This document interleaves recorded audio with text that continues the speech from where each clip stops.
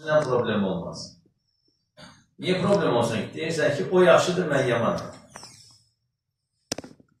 İnsanlar indi deyirlər, yox, mən yaxşıyam, bütün kainatda hər kəs yaman. O zaman problem başlayır.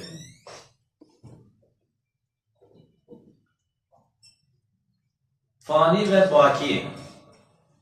Fani və əbədi. Nahl surəsi 96-cı ayət. Sizin yanınızdakı dünya malı tükənir. Allah qatındakilər isə bakidir, əbədidir. Əlbəttə, səbirli davrananlara etməkdə olduqlarının ən gözəli ilə mükafatlarını verəcəyik. Hədis-i şərifdə Abdullah İbn Ömər radiyallahu anh anladır. Allah Resulü sallallahu aleyhi ve sellem çiynimdən tutdu və belə buyurdu. Dünyada kimsəsiz bir qərib kimi, yaxud bir yolçu kimi ol. Rəvah Buxari. Dünyada necə ol? Kimsəsiz bir qərib kimi. Yaxud da bir yolçu kimi. Yenə hədis-i şərifdə zahid olmaq, dünyaya rəğbət etməmək, kişinin halal olan şeyləri özünə haram qılması və ya malını paylayıb tükətməsi demək deyildir. Əksinə, zahid olmaq, əlində olan şeylərə Allah qatında olanlardan daha çox güvənməmək deməkdir.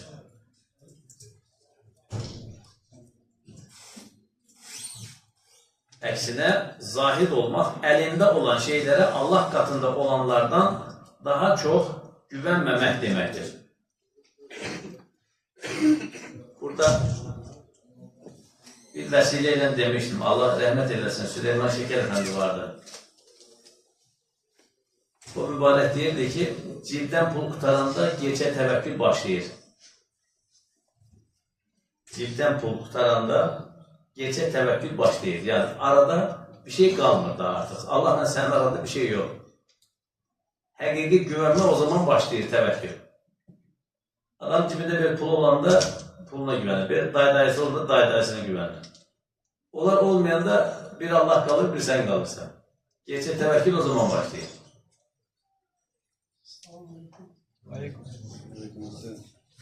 Sən çıxınca aradan, qalır səni yaradan.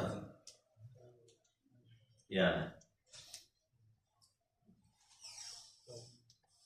Həqiqi zahid cibindəkindən çox Allaha güvənən kimsədir demək.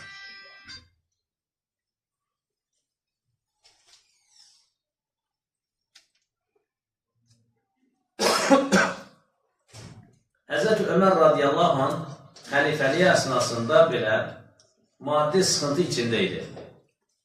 Yamaqlı paltar geyinər, çətin keçinirdi, dolanırdı. Halbuki xəzinə qənimətlərlə dolmuş daşırdı. Əshabın irəli gələnlərindən bəziləri Həzrəti Ömərin qızı Həzrəti Hafsa radiyallahu anhəyə gedərək atasının xəzinədən keçinəcək qədər bir təhsisat, yəni maaş almasını təklif etməsini istədilər. Həzrəti Hafsa da atasına bu təklifi edincə xəlifə Həzrəti Ömər radiyallahu anh qızına qızım, sən Həzrət Peyğəmbərin sallallahu aleyhi ve sellemin zövcəsi idin. Mənə söyləyərsənmi, Rəsullahın yemədə, içmədə halı necə idi, deyə soruşdu. Kifayət miqdarı idi cavabını alınca da sözünə belə davam etdi. İki arkadaşım, yəni Həzrət Peyğəmbər, Həzrət Əbubəkir və mən üçümüzün halı eyni yolda gedən üç yolcuya bənzər. Biri Həzrət Peyğəmbər məqamına vardı. Digəri Həzrət Əbubəkir radiyallahu anh eyni yoldan gedərək birinciyə çatdı. Üçüncüsü, mən də arxalarından onlara çatmaq istəyirəm. Çox yüklə gedərəmsə, onlara çata bilmərəm buyurdu. Yəni, kimin yükü az isə, o daha rahat gedir. Ona görə yükü azaltmaq lazım. Bu da keçer yahu. Dergahlara asılan bu hikmetli söz ne güzel irfan terimidir. Bu da keçer yahu. Bu hikmet dolu ifade hem faniliği hatırlatmakta hem de dert ve gemlerin geçici olduğunu ifade ederek muhatabını teselli etmektedir. Yani başına bir musibet geldiği zaman gözü önüne bu da geçer yahu cümlesini getirdiğin zaman mesele bitmiştir. Problem hallolur. Bugün sosyal şebekede bir kardeşimiz bir cüme tebriki gönderirken bir hikmetli cümle yazmıştı. Derdi dünya olanın değil, dünya boyunda derdi olar. Yani fikri zikri dünya kazanmak, dünyalı kazanmanın değil, dünya boyunda derdi olar. Niyeti, kazancı, fikri zikri dünya olanın dünya boyunda derdi olar. Dert diye sana biraz sıkıntı verdiği zaman demek ki benim büyük derdim var. De ki ey derdim benim büyük derdim var.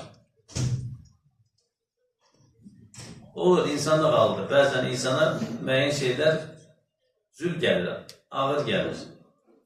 O anda hemen demek lazımdır ki ey derdim benim büyük derdim var. Ama da bu geçici dünya hayatında hayıflanmak veyahut da dertlenmek lazım değil. Benim büyük derdim var yok. Ey derdim benim büyük derdim var. Problemin həlli ortadır.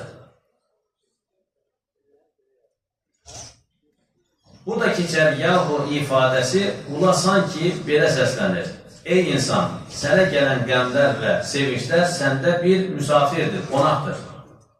Aman onların daimi olduğunu zənn etmə.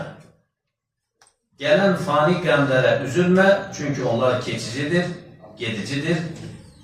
Fani sevinçlərə də sevinmə, çünki onların da bəkası yoxdur. Yəni, davamlılığı, əbədliyi yoxdur.